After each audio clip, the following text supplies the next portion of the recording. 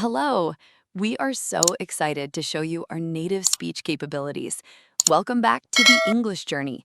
Today, we are discussing how to turn your first waking hour into your most powerful tool for fluency.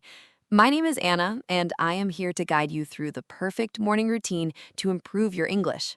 And I am Abel. I am so glad to be here with you, Anna. Most of us feel like we don't have enough time in the day to study. Today, we want to talk about how small, simple habits in the morning can create massive results in your English speaking skills without adding more stress to your life. That is exactly right, Abel. And I want to start by saying something that I truly believe with all of my experience as a language teacher. The biggest mistake most English learners make is waiting for the perfect moment to study. They tell themselves, I will study tonight when I have 2 free hours, or I will start next week when things are less busy. But that perfect moment almost never comes. Life is always busy. There's always something happening. What we want to show you today is that you do not need 2 free hours. You do not need a classroom. You do not need to sit down with a textbook at all. What you need is your morning, and you already have that. I really connect with what you're saying, Anna. I remember when I was first seriously trying to improve my English, I kept thinking I needed to sign up for a class or buy a specific program or find a tutor. And I did try some of those things, but honestly, the mornings were a complete waste for me.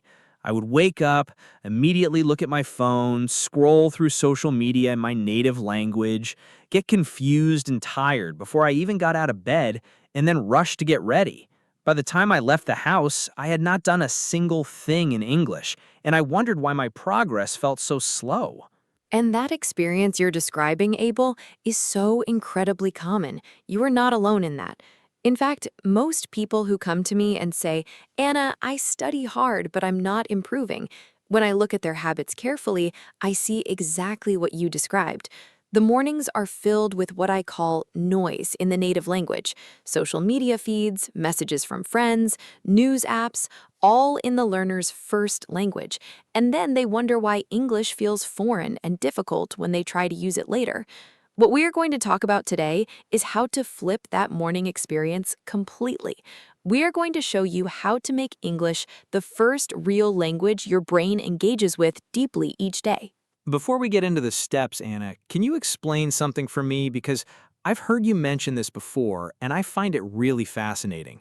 You talk about the brain being more open in the morning. Can you explain what you mean by that? What is actually happening inside our heads when we first wake up? Yes, absolutely. And I love this topic because the science behind it is so beautiful, and it gives you a real reason to believe in this routine. So let me explain this carefully. When you sleep, your brain goes through multiple cycles of rest and activity. During the later stages of sleep, particularly during what scientists call REM sleep, which stands for rapid eye movement, your brain is actually consolidating information. It's organizing everything you learned the day before. It's building connections between new information and old information.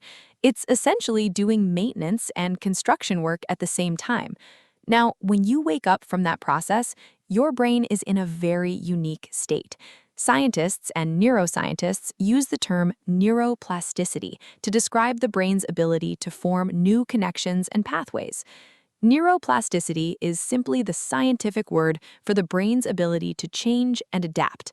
Think of plasticity like wet clay. When clay is wet and fresh, you can shake it easily. You can add details, create new forms, make impressions. But when clay dries out, it becomes rigid. You cannot change its shape without breaking it. Your brain works in a very similar way. And in the morning, right after you wake up, your brain is in its most plastic and receptive state. It's the most open it will be all day to forming new linguistic habits and absorbing new sounds. That's a really powerful image, the wet clay. So you're saying that what we put into our brain in those first moments after waking up has a stronger effect than what we put in later in the day. Exactly. And there's another layer to this that I find equally fascinating. When you first wake up, your brain is transitioning from a theta brainwave state, which is the state of deep relaxation and light sleep, into an alpha state, which is the state of calm, relaxed awareness. In the alpha state, your mind is open, your defenses are low, your critical inner voice that says, I can't do this or I'm making mistakes, is much quieter than it will be later in the day when stress and responsibilities fill your mind. Language teachers have known for decades that a relaxed, low-stress environment is the ideal condition for language acquisition. In the morning, nature creates that environment for you automatically, completely for free. So the morning isn't just about having time, it's about having the right kind of brain, the right mental environment. Precisely. The morning gives you what I call a clean cognitive slate. Your brain has rested, it has organized, and it's hungry for new input. If you feed it English in that moment, it absorbs it in a deeper and lasting way than if you tried to study the same material at 9 o'clock at night when you're exhausted and your brain is cluttered with the events of the day. This is why so many successful language learners, when you study their habits carefully, have some form of English engagement as a core part of their morning. It's not an accident, it's biology working in their favor. Okay, so I'm convinced. The morning matters. Now let's talk about what to actually do. What is step one? Step one is what I call the input phase, and it's my personal favorite because it requires absolutely zero extra time in your day. Zero. Here's what it means. From the moment you start your morning routine, whether that's washing your face, making coffee, eating breakfast, packing your bag, getting dressed, whatever your personal routine looks like, from that very first moment, you press play on English audio, not your native language. English audio, a podcast, a news broadcast in slow English, an audiobook, a documentary, a YouTube video where someone is speaking naturally and at length in English, and you simply let it play. So you're not sitting down and studying, you're just listening while you do the things you already do every morning. Exactly. This is what language researchers call passive immersion, and don't let the word passive fool you into thinking it's not powerful. Passive immersion works because of something called the silent period, a concept first described by linguist Stephen Krashen. Krashen's research showed that before a learner can produce language confidently, they need to accumulate a massive amount of comprehensible input. That means hearing and reading English that is mostly understandable to you, but that also contains some new vocabulary and structures just above your current level. The brain needs to hear words hundreds and hundreds of times in natural contexts before it truly internalizes them. And the morning chore routine is the perfect, low-pressure window to accumulate those listening hours. I want to share something here. I actually tried something like this a few months ago.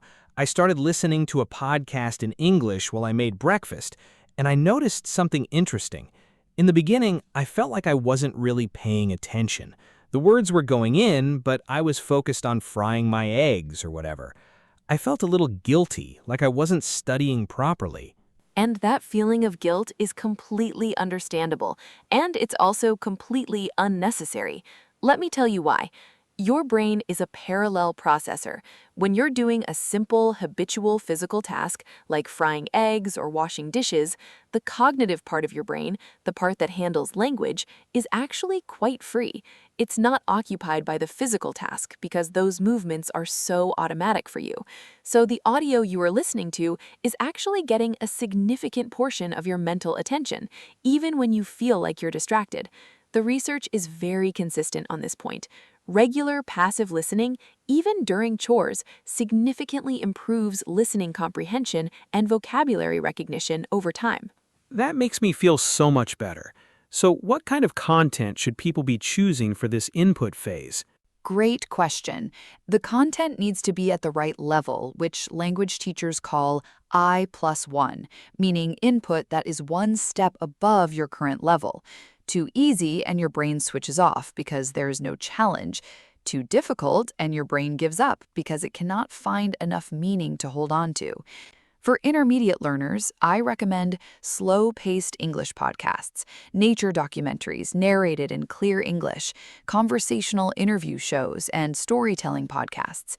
The key qualities to look for are clear pronunciation, natural rhythm, and topics that genuinely interest you. If you are passionate about cooking, listen to food podcasts in English. If you love travel, find travel storytelling content. Interest is fuel. When you care about the topic, your brain leans in and absorbs more deeply.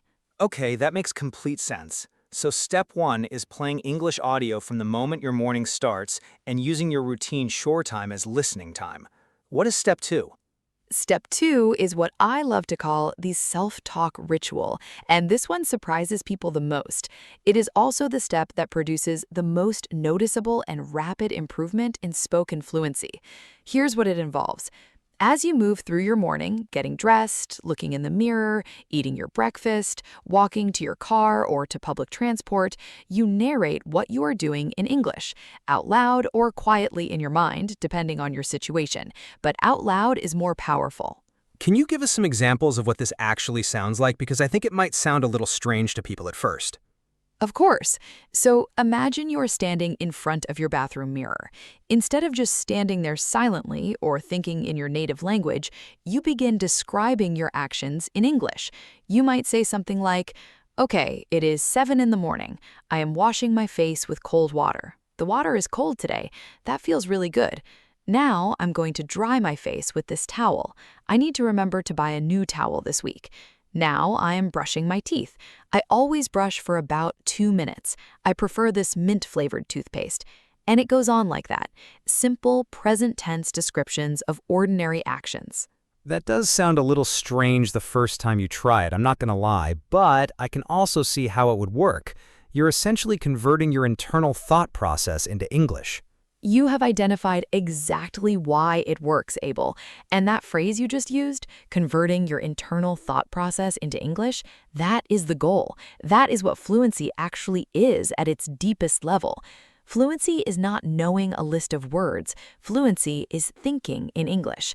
And thinking out loud in English during your morning routine is one of the most direct and effective training exercises for reaching that goal.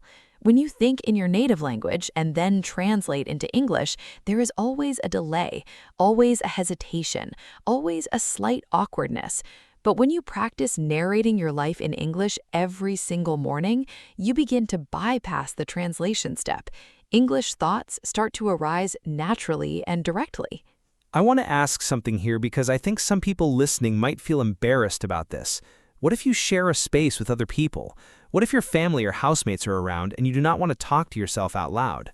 That's such a practical and important question, and I've heard it from so many learners. First, I want to say that if you can do it out loud, please do. There's genuine scientific value in actually forming the sounds with your mouth and hearing your own voice.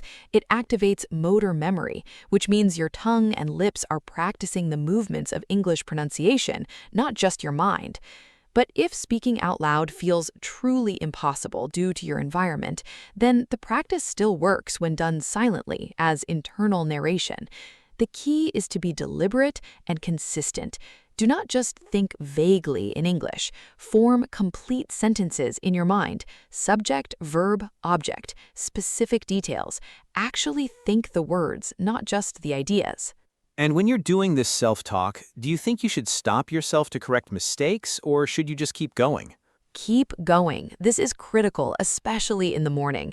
The self-talk ritual is not a grammar exercise. It's a fluency exercise. The goal is to keep the English flowing without interruption, to build the internal momentum of language production. When you stop every time you're unsure of a word, you are training your brain to stop. You are reinforcing hesitation. Instead, do what native speakers do when they're unsure. They use a simpler word. They describe around the word they don't know. They say something like, "What's the word I'm looking for?" Or, "You know, that thing you use for," and they keep going. This is a real and valuable communication skill, and the morning self-talk ritual is the perfect safe place to practice it without any social pressure. I really love that. Use simpler words. Describe around the gap. Keep going. That's genuinely useful advice that I can apply right away. So what is step 3? Step 3 is the 5-minute journal, and it's the shortest step in terms of time, but it builds a bridge that is absolutely essential for full language development. Here's what you do. You take 5 minutes, it doesn't need to be more than 5 minutes, and you write down 3 intentions for your day in English. Not a diary entry, not a grammar exercise, just 3 clear, simple sentences about what you plan to do or experience today. Can you give us some examples of what those 3 sentences might look like? Absolutely. They might look like this. Number 1, today I will have a meeting with my colleague about the project, and I will try to stay calm and focused. Number 2, I want to try a new recipe for dinner tonight, and I will look up the instructions in English. Number 3, this evening I plan to read for 30 minutes before I go to sleep. That's it. 3 sentences. They can be short, they can be simple, the grammar does not need to be perfect, but they must be written, not typed. Handwriting activates a different and deeper kind of cognitive engagement than typing does. Why does it matter that they are handwritten? I would have just grabbed my phone and typed notes. The research on this is really compelling. A study from Princeton University found that students who took handwritten notes retained information significantly better than students who typed the same notes. The reason is that handwriting is slower, and that slower speed forces your brain to process and synthesize the information rather than just copy it mechanically. When you are writing in English by hand, you're not just recording words, you are constructing them. You feel the shape of the letters. You feel the rhythm of the sentence as you form it. This creates a much stronger neural pathway than typing does. And for language learning specifically, that deeper processing is exactly what you want. So you're basically making the English experience more physical and embodied, not just mental. Beautifully said. Language is not just a mental activity, it is a physical one. Speaking uses your mouth, your breath, your throat. Writing uses your hand, your arm, and your posture. Reading uses your eyes and your focus. The more physically engaged your body is with the language, the deeper and more durable the learning becomes. The 5-minute journal gives English a physical, tactile presence in your morning. I want to go back to something you mentioned earlier, Anna, because I think it is the elephant in the room for a lot of people. I told you that my biggest morning problem was immediately picking up my phone, and I know I am not the only one. Checking messages, scrolling through social media, reading news, it is almost like an automatic reflex now. The phone is right there, the alarm goes off, and the phone is in your hand before you are even fully awake. How do you actually fight that habit? This is one of the most important questions we could possibly discuss, because that phone habit is genuinely one of the most significant obstacles to morning language learning. And I want to be honest about why it is so powerful and so difficult to break. Your phone is designed, quite deliberately and with a great deal of psychological research behind it, to capture your attention and to release small amounts of the feel-good chemical dopamine every time you check it. A new message, a like on a photo, an interesting headline, each of these triggers a tiny reward response in your brain, and your brain loves rewards. So the phone habit is not a moral failing or a lack of willpower. It is a very sophisticated biological trap that billions of people have fallen into. That honestly makes me feel less guilty about it. It's not that I'm lazy, it's that my phone is very cleverly designed to capture me. Exactly. And the solution is not willpower. Trying to resist through willpower alone is exhausting and usually fails over time. The solution is what behavioral scientists call environment design. You change your environment so that the desired behavior, in this case engaging with English, becomes the easiest and most automatic option, while the undesired behavior, scrolling in your native language, becomes slightly more difficult or less immediately accessible. Here are some very specific practical strategies for this. First, charge your phone outside of your bedroom. When your phone is not within arm's reach the moment you wake up, you break the reflex of grabbing it. You have to actually get up, walk to another room, and make a deliberate decision to pick it up. That small physical barrier is surprisingly powerful at interrupting automatic behavior. Second, replace your phone alarm with a separate alarm clock. A basic, inexpensive alarm clock on your bedside table means you no longer need your phone next to your bed at all.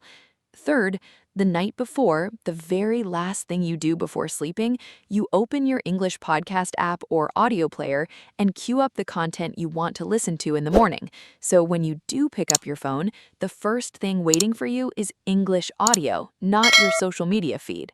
That is such a clever reframe. Instead of trying to stop yourself from picking up the phone, you change what the phone offers you first. Yes, you're not resisting the habit, you're redirecting it. The habit of picking up the phone stays intact, but now the phone gives you English input instead of native language scrolling. Over time, your brain starts to associate picking up the phone in the morning with the pleasure of interesting English content, and that becomes its own positive reinforcement loop. I want to talk about something you mentioned briefly before, Anna. You used the phrase momentum. You said that using English in the morning creates momentum for the rest of the day. Can you explain what you mean by that in more detail? Yes, and this concept is genuinely one of the most motivating ideas in behavioral science, and it applies perfectly to language learning. Here's the principle. Every time you successfully complete a behavior, no matter how small, your brain receives a small signal of competence, a small internal message that says, I am someone who does this, I am capable of this. And that signal makes the next instance of that same behavior slightly easier and slightly more automatic. So when you wake up at 7 in the morning and you listen to English audio for 20 minutes while making breakfast, and then you narrate your morning routine to yourself in English, and then you write 3 intentions in your journal in English, by 7:30 or 8 o'clock, you have already used English in 3 different ways. Your brain has received multiple signals of success. And here's the fascinating part. Those early morning successes create a psychological momentum that carries into the rest of your day. You start to notice English in your environment more. You're more likely to try to read a sign or a menu in English. You're more likely to engage with English content during a lunch break. You're more likely to attempt a conversation in English if the opportunity arises. So it's like once you start rolling, it's easier to keep rolling. The morning routine doesn't just improve your English in the morning, it actually improves your English engagement for the entire day. Exactly. And there is a specific psychological term for this. It is called the keystone habit, a concept developed by journalist and author Charles Duhigg in his research on habit formation. A keystone habit is a single habit that, when practiced consistently, creates a cascade of other positive behaviors. Your morning English routine is a keystone habit for language learning. It sets the linguistic tone for your entire day.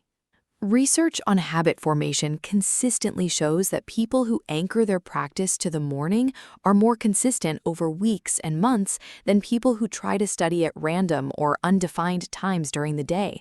The morning gives your practice an anchor point, and that anchor makes consistency far more achievable. I love the idea of a keystone habit. Now, Anna, you mentioned something in our preparation for today that I was really curious about. You called it the coffee conversation. What is that? The coffee conversation is one of my absolute favorite exercises, and it sounds simple, but it is genuinely one of the most effective fluency builders I have ever encountered. Here's how it works.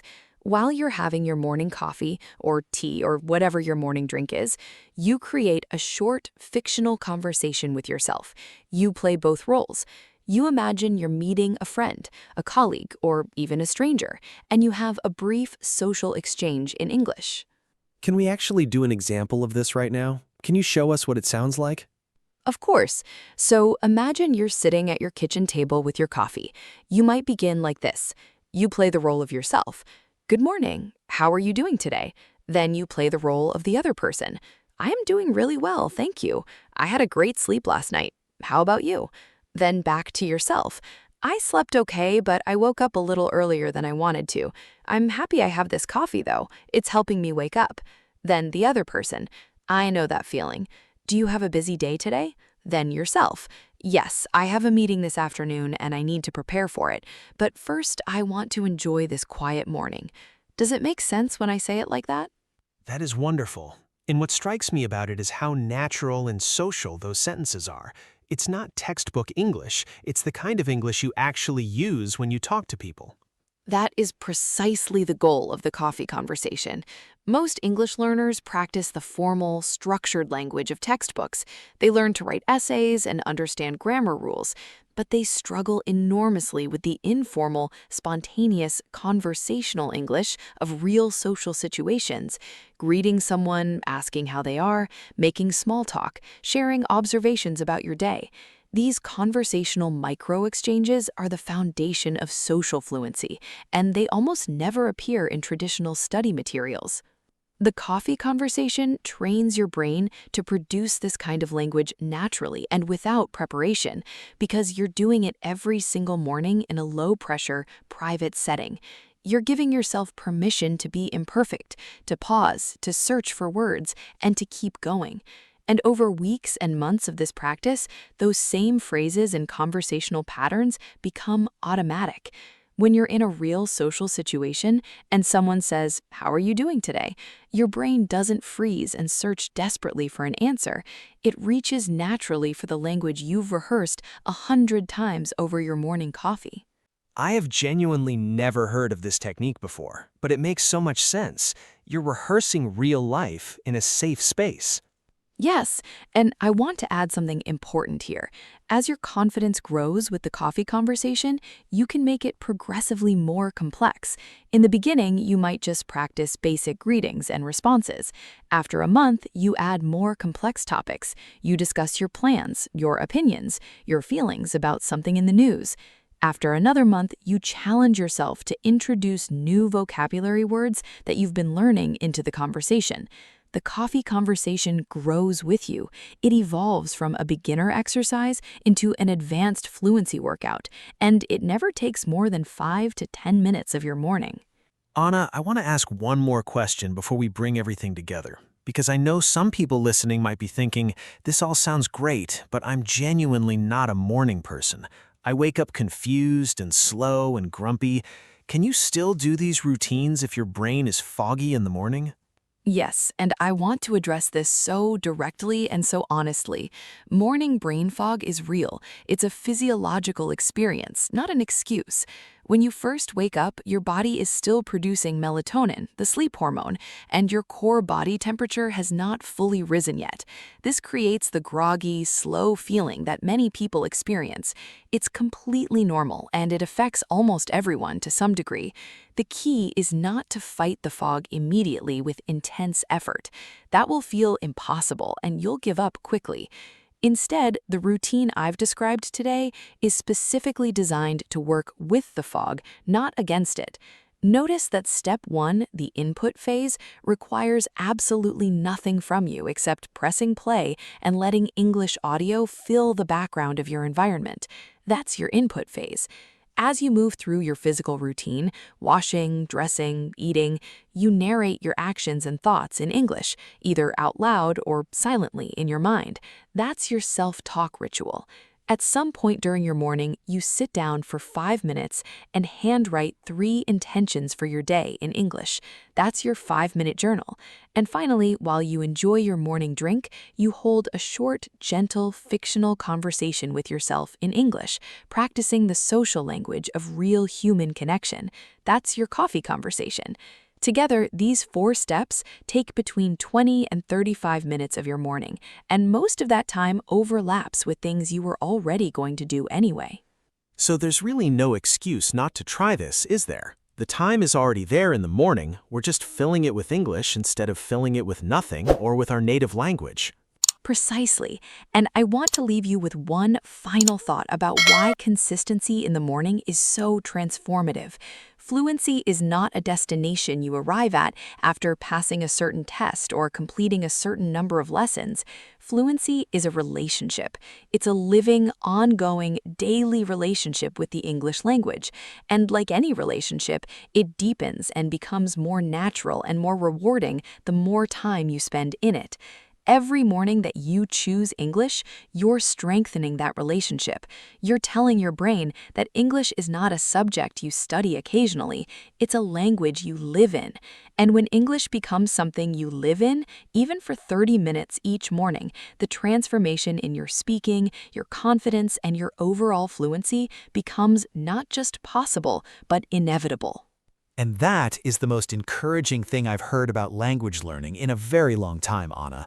It's not about being perfect, it's not about being naturally talented or having more time than everyone else. It's about showing up every morning, turning on that audio, speaking a few sentences to yourself, writing 3 lines in a notebook, and having a quiet little conversation over your coffee.